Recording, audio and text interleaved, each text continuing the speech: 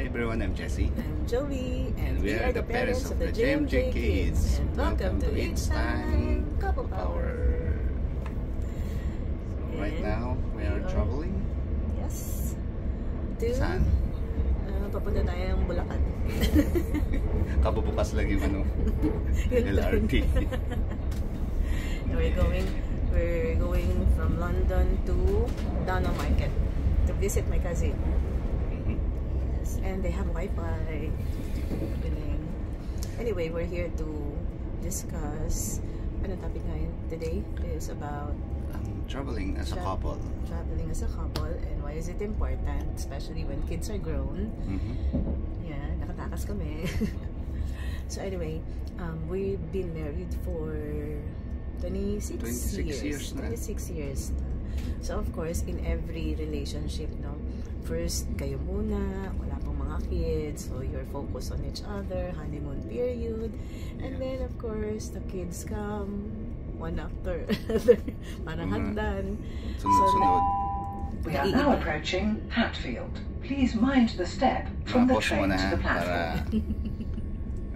So naiiba yung focus natin. So in each phase, dapat we remain sweet to each other. Kasi hindi pwedeng honeymoon period lang kayo sweet. So you take care of the relationship. And one of the things that you need to do is get out of the mundane, routinary schedules ninyo. Especially kapag may kids naman na, parang hindi rin naman magiging routinary kasi ibang experience yun. But, so nag-start kayo ng kayo lang, and then the kids, and then they've grown now.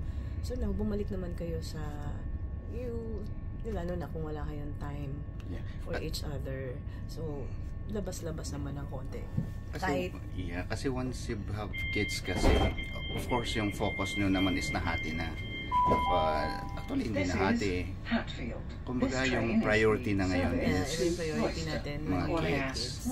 Garden City, Parang Stevenage, tayo kasi nakaka-guilty kasi pag iniwan mo sila. Ako hindi mag-guilty. Ayaw sila iniiwan. Kahit maliit pa sila. Siya nag-guilty. Takas ka eh. Nabukay ka na rin. Tapapangal ako kay Jack. Nagkasino agad ako. Sinama agad ako sa Niagara para magkasino. Go!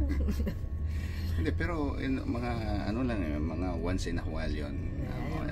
Part of hindi talagang pag ako sa mga kids, hindi ako kailangan talaga merong akong time to recharge. I think sa lahat ng mga mommies, especially yung mga CS, no, hindi pwedeng wala kang time to recharge. Kaya yung mga iba, nagigilty sila, no? Parang kahit magpa-parlor lang, ayaw nilang gawin. No. One way to show your love to your kids is to fill yourself up. And depende tayo, So, syempre, kung ikaw lakwatsera ka, maglakwatsa ka.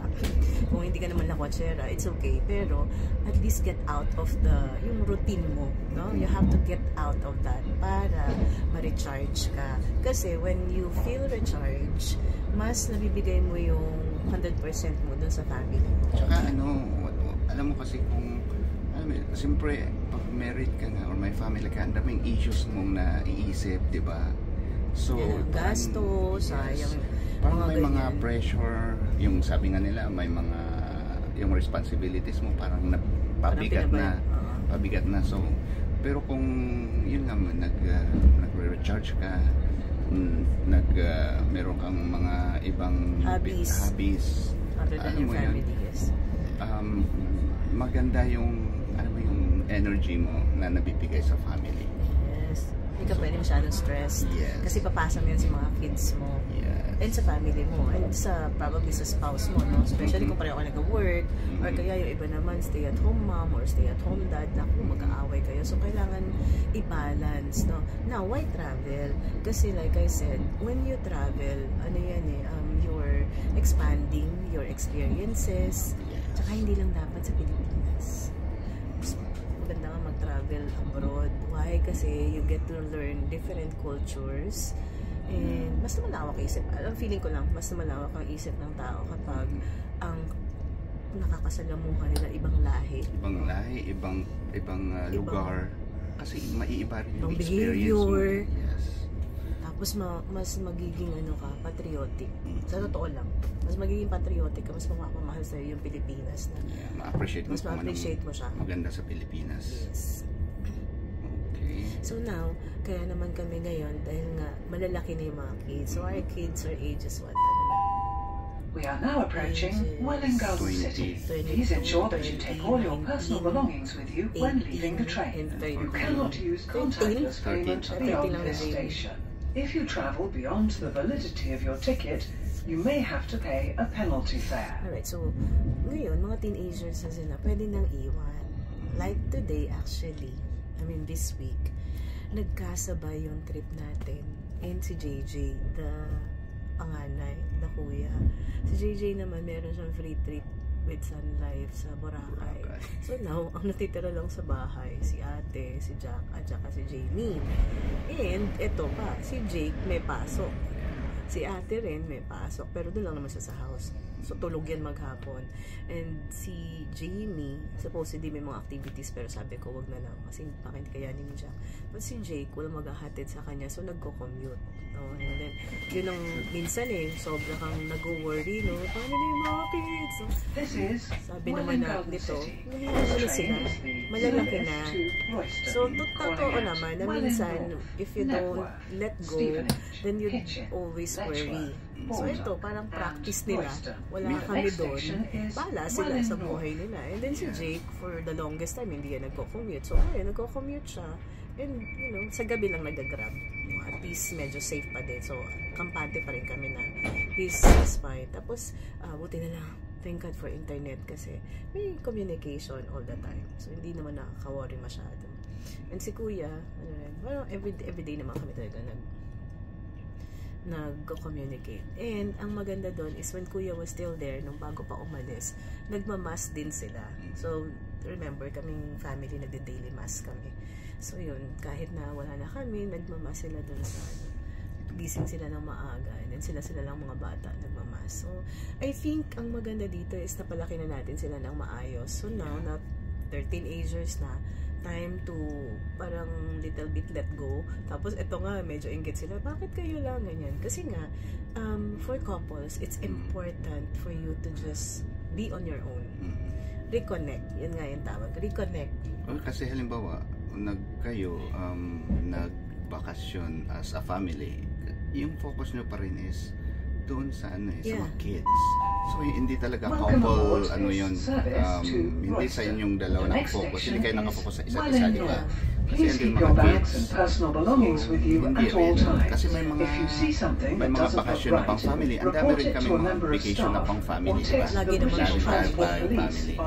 Actually, here nga abang nandito kami, sana nandito sila. Pero ngayon, meron din family vacation, may couple vacation din. Yes. Para at least, alam mo yan, yung experience natin is for each other. Tsaka, we're creating new memories naman para sa atin. Oo, lalo na. Kasi nga, face by face no? So, nung umpisa, honeymooners, and then yung mga with kids, ito, malaki na yung mga kids, tayo naman. And maganda mag-travel when you still have the strength. Ang dami nating, hindi mo, nakakasalubong kami ng matatanda. Diyos ko, parang kakahawa sila. Parang mabagal nila kumilos. Tapos iba yung mga akyatan, yung mga gano'n. Parang dito lahat ng mga, syempre kami, backpackers lang kami. Adventurers kami, kung saan lang kami mapunta, tapos tren lang kami. Tapos may hawak kayo mga luggages. So, hindi naman kami talagang kayamanan. Talagang adventurers kami. Diyos ko, alam mo yung escalator nila na napakataas. Tapos yung iba, walang lift, sarado yung lift, ginagawa, nire-repair. So, bubuhatin mo yung luggage mo na kung hawa yung mga matatanda. Pero, ang maganda sa kanila, they're still traveling. Yan yung maganda dito, mga Europeans, even other nationalities, yung marami, mga Bangladesh, Indians, may Chinese ba? Konti lang yung Chinese nakita ko, pero my gosh, travel sila. Sabi ko, bakit mga Pilipino hindi ganyan, no? Siguro, tapos inisip na mga nagtatravel na Pilipino, mga mayayaman, no? Actually, pwede ka naman talaga magtipid. Ayaw mo magtipid, huwag ka lang masyadong, mag-explore sa, sa mga Well, you can really make the bed. It's up to you kung how you're gonna do that. Ang importante, nakalabas ka, na-experience mo. That's the most important thing. Hindi na necessary yung hotel. Diyos ko, pag uwi mo sa hotel, matutulog ka na lang. Sa hotel, tulugan mo lang talaga. So, at kung may tulugan kang at least maayos, okay ka na. Kasi hindi ka man mag-stay doon ng buong araw. Yes. Alright, so tayo naman, another question. How do you and your spouse keep your connection alive amidst daily routines and responsibilities? So ito, yung, like I said, yung mga travel na yan, pwede yan sa mga magandang gawin ng mga spouses yan. Especially if you're not really taking care of your relationship. Yung mga minsanan lang kayo pag anniversary lang, ganyan. Wala talaga yung time. Pero kami naman kasi ni Jessie, lagi na kaming may time together. Tsaka nga, 24/7 kami magkasama because we're working from home. Sun Life gave us that opportunity to always be together even with our kids. That's why we're able to homeschool the children. So, yun ang maganda sa amin. Kasi talagang kung mag-iisip kayo ng career talaga, Sun Life na. Telling you. Hindi totoo. Yeah. I mean, mayroon na tayong resibo, no? Napalaki namin yung mga anak namin. Ito kasi yung sinasabi nilang work from home, alright? The work from home setup, if you're with the company, you still have to render 8 hours or kung ilang oras kang nasa work from home ka nga, with your family nga, but you still don't have the time to be with them. You're just with them, but you're not really being with them. Can play with them, can watch TV with them, can read with them, diba? Can go out with them because you're still working. But with our career sa Sun Life, hawak namin talaga oras namin. No? So, we go out with the family. Babakasyon kami anytime. Walang paalam-paalam sa boss. Wala kaming boss. We are our own bosses. Totoo yan. So, hindi because, ito talaga, if you're looking for a career na may freedom of time, yun yung hanapin mo, yung flexi time talaga na you don't even have to make paalam kahit kanino, anytime you can just go. Pero syempre, meron ka namang responsibilities, no? Well then, gawin mo yun. But, you still have the time to explore. So, in our case, yun, ginawa namin. Parang swerte kami because we had all the chances to be together and improve our relationship. Yun nga actually yung the most important thing na nabigay sa atin ng Sun Life is time. Actually, kahit nung kay Brother Bo, kay Brother Bo pa kami, flexi time kami. He allowed us to have side gigs. Tapos sa kanya, minsan na lang naman tayo mag-report pag may meeting lang. So, yun ang maganda. Kung may flexi time ka, yung hawak mo talaga yung oras mo. Talagang pero mo yun, ginusto natin yun eh. So what do we do daw? What do we do yung sa connection to keep the marriage alive? Date dyan, always being together. Tsaka acknowledge nyo yung presence ng isa't isa.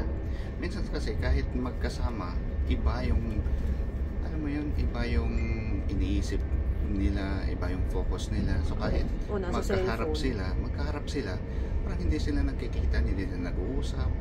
Yung pinag-uusapan nila talaga, yung mga family business. Hindi nila kasi ko kailangan na mag-date. Pero hindi tayo nag-date, no? Gusto ko makapag-date, pero siya ayaw niya. Pinapalagi niya kitang dinidate eh. Saan? Sige nga. Saan? Akay-akay kita palagi. Yun talagang date, diba? Ano pa bang date yung ina? Yung sige, punta tayong grocery, gano'n, date yan. Sige, bibilang kita na. We are now approaching the network. Please mind the step from the train to the platform. So, di ba, sit, magpapagas. Sama ka.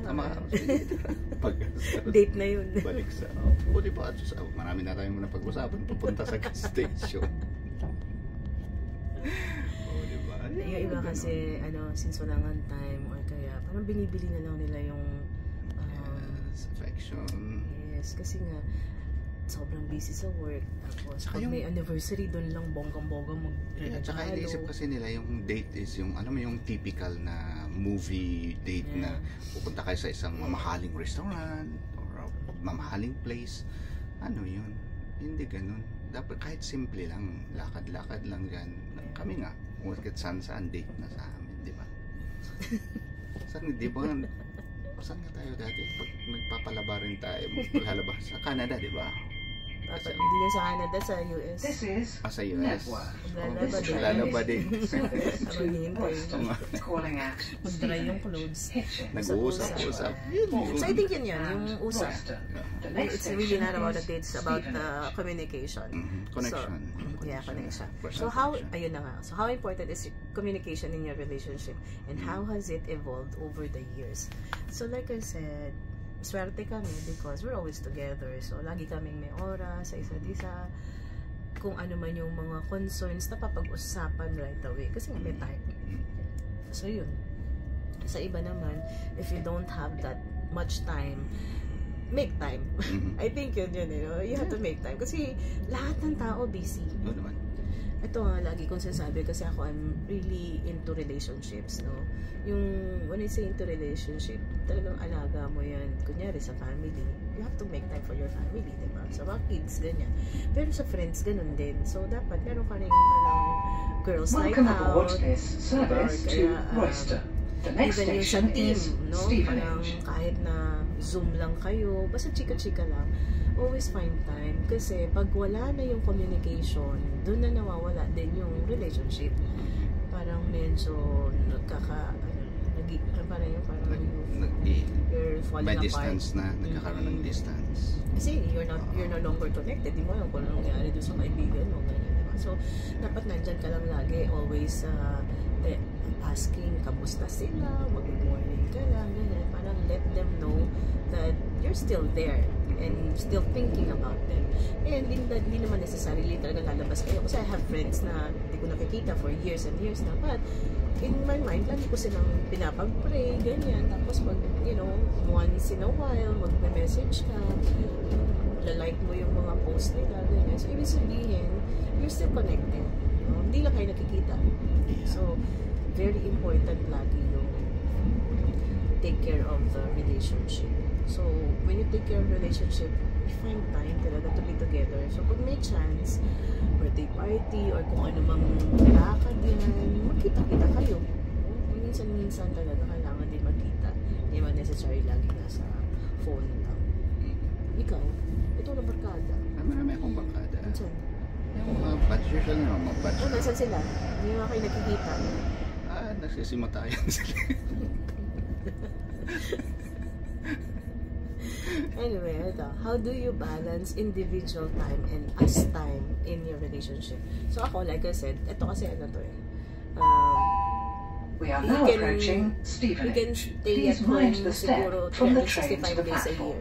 Please ensure that you take all your personal belongings with you. Hindi siya lumabas ng bahay, okay siya. Kahit umupo ako sa ilalim ng puno, umupo doon ng 2 araw, okay lang. Ito makatiksa yung puwet. Hindi na naupo ko. Pag naupo ito, lalong kakati. Hindi pwede. Diyos ko, kahit 1 week lang, bored na ako sa bahay.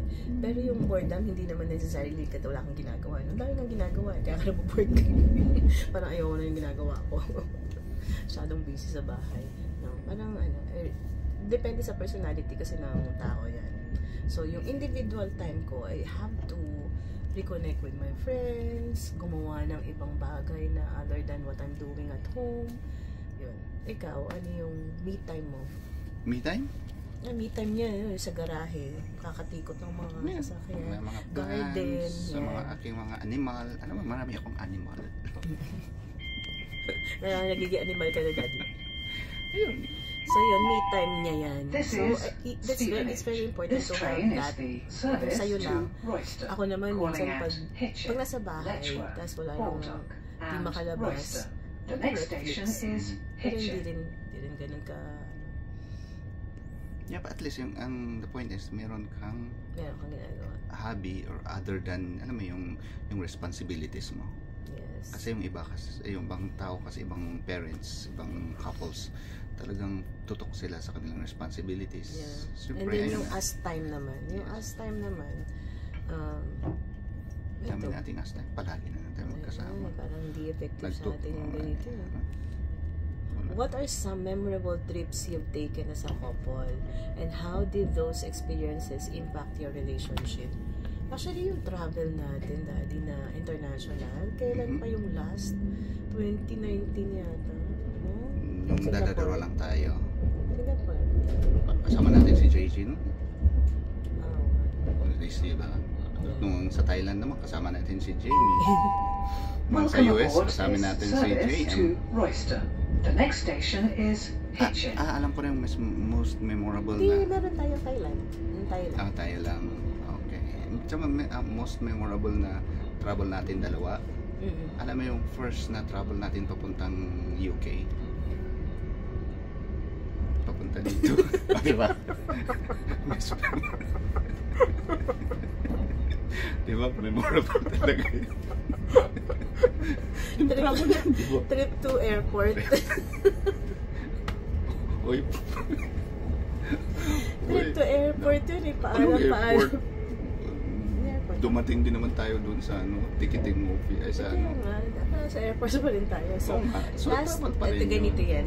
Itong trip namin dito ngayon sa UK, pangatlong beses na itong naudlot. Ito na natupad na ngayon. Why? Kasi nung na-receive namin yung visa, I wanted to celebrate my golden birthday here nung 50 years old ako. That was last year, no? Gusto ko dito kasi merong Tony Robbins event and na-approve naman kami mag-crew. Kaming lahat. Yung JJ, ito, tsaka ako. So, sabi ko, kami na lang sana.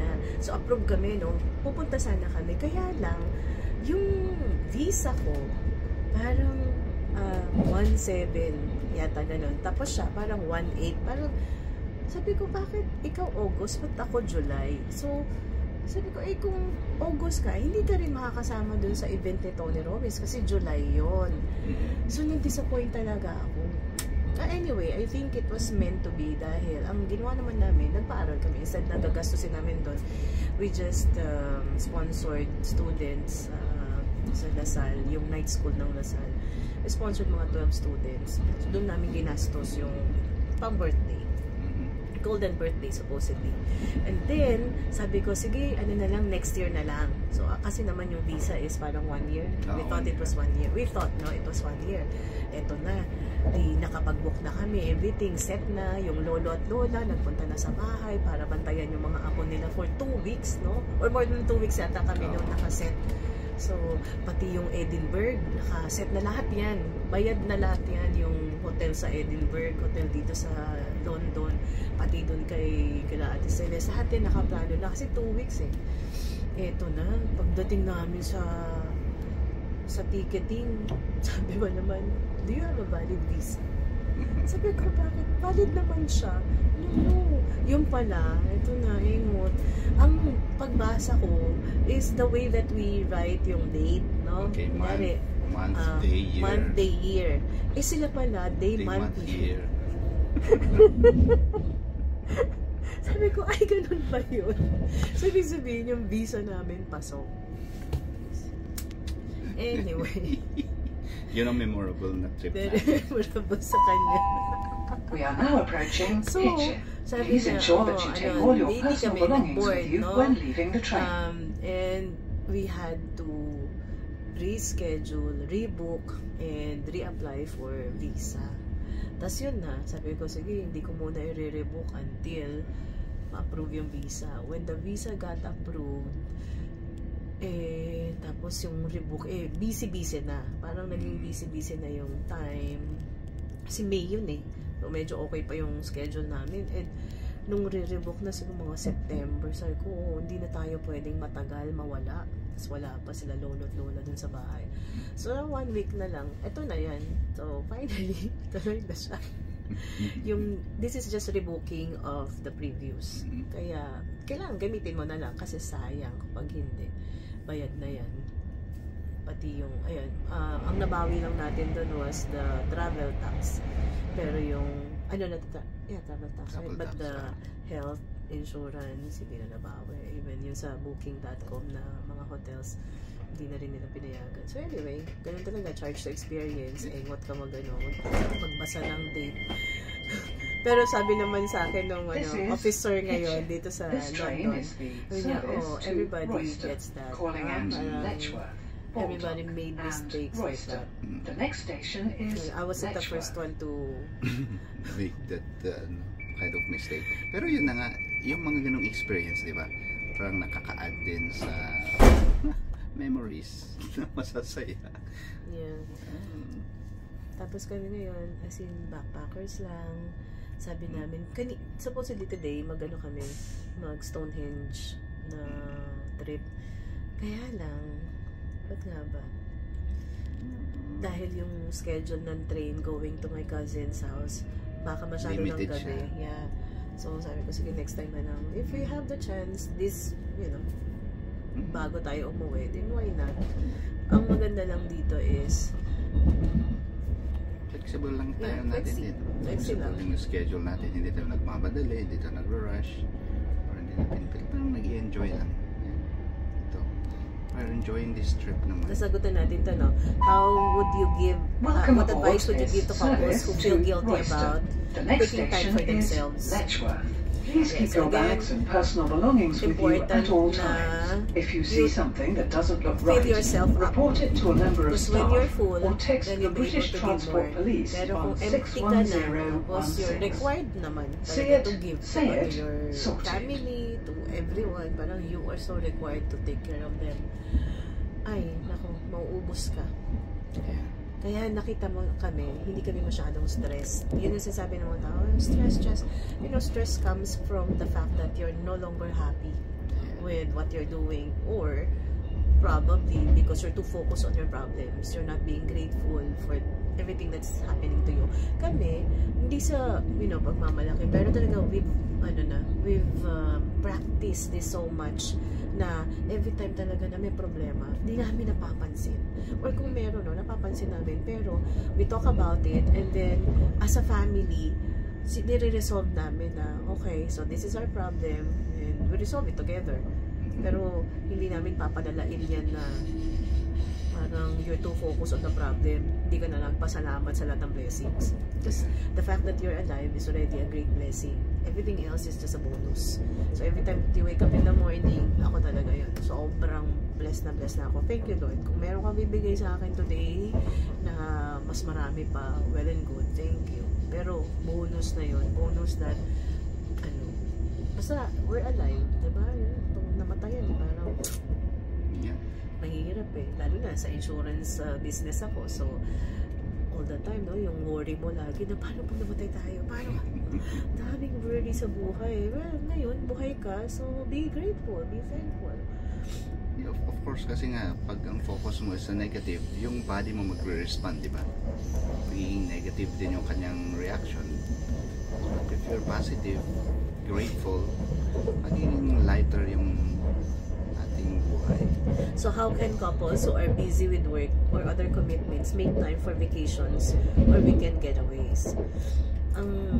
You have to plan ahead, no? So titingnan mo, in one whole year, meron naman talagang kalendaryo na may long weekend, ganyan, ipaplano nyo na lang. Now, kung hindi kayo maplano, katulad namin, kaya may mga nami-miss out, we don't really plan like long time, no? Wala tayong ganon.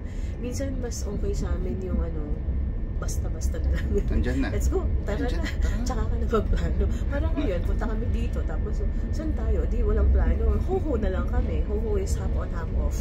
So, yun lang. Marating mo na lahat ng mga tourist spots in London. Nag-ho-ho pa lang. So, yan. Minsan, hindi rin maganda yung walang plano. But, if you can plan ahead, kailangan yung bakasyon ng bata, kailangan yung long weekend, tapos, pag-ipunan, no? Tsaka hindi naman kailangan talagang grand yung sinasabi namin, hindi grand. Hindi kailangan masyadong magastos.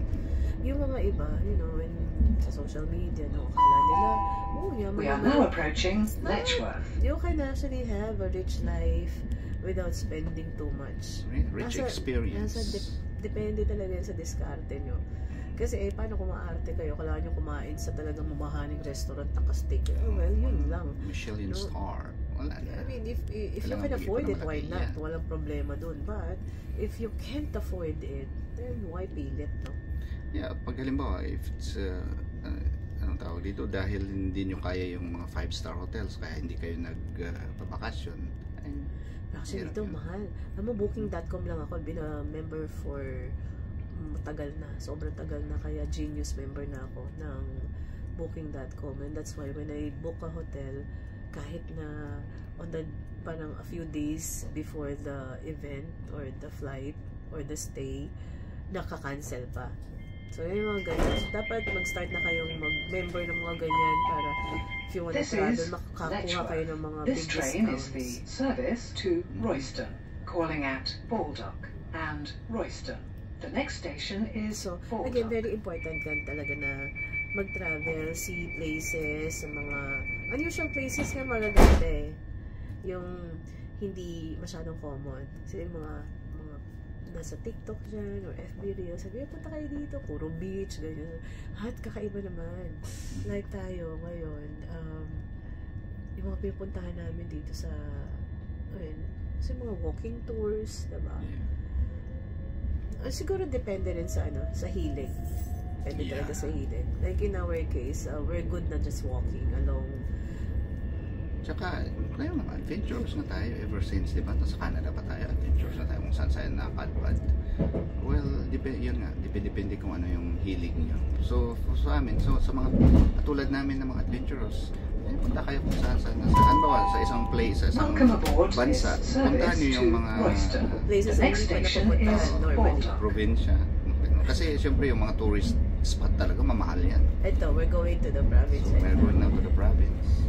Maganda doon, Downtown Market. Parang isang araw lang doon, kita mo na buong province. Yung right. town. Paglabas mo, pagtingin sa left, pagtingin sa right, nakita mo na lahat.